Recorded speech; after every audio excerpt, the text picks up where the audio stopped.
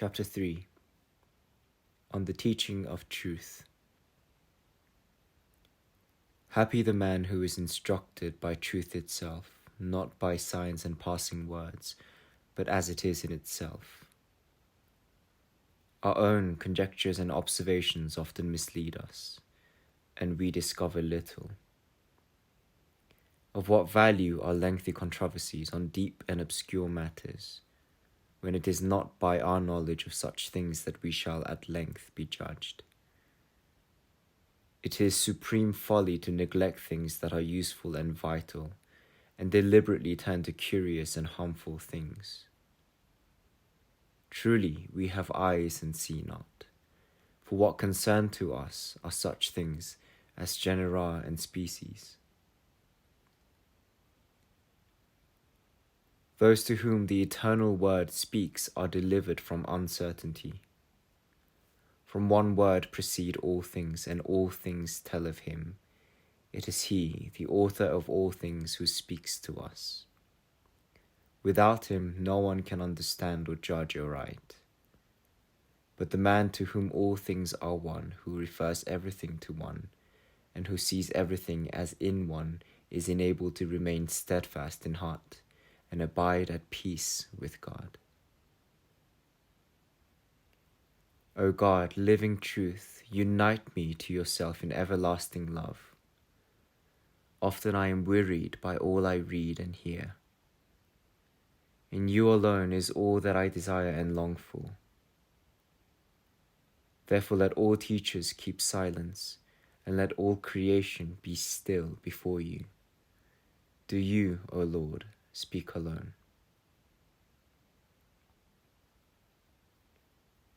The more closely a man is united to you in pure simplicity, the more varied and profound the matters which he understands without effort. For he receives light and understanding from heaven.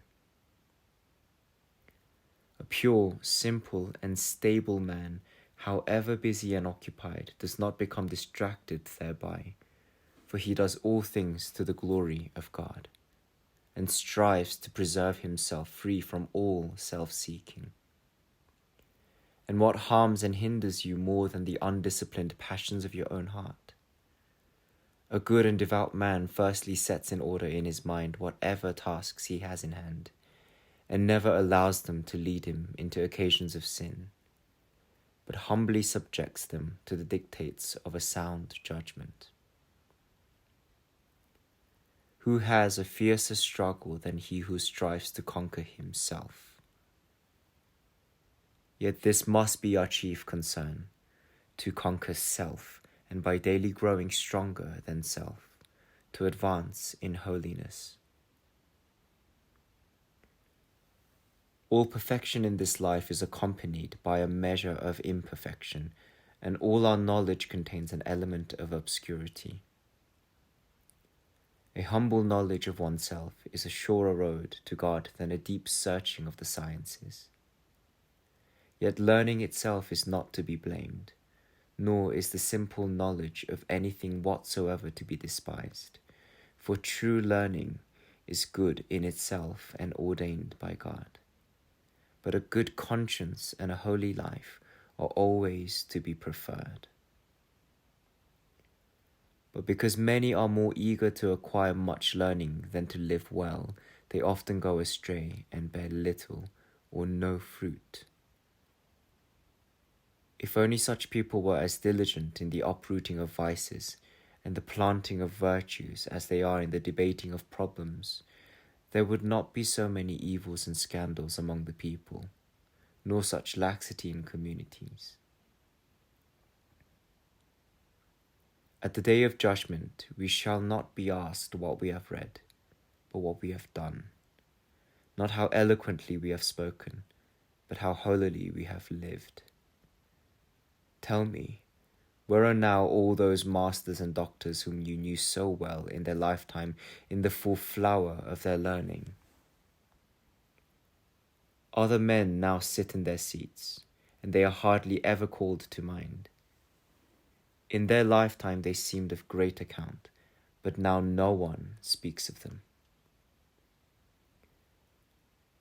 Oh, how swiftly the glory of the world passes away.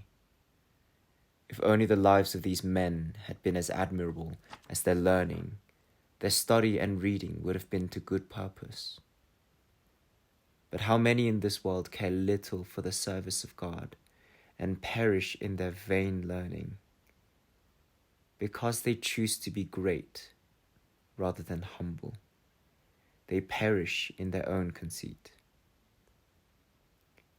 He is truly great who is great in the love of God.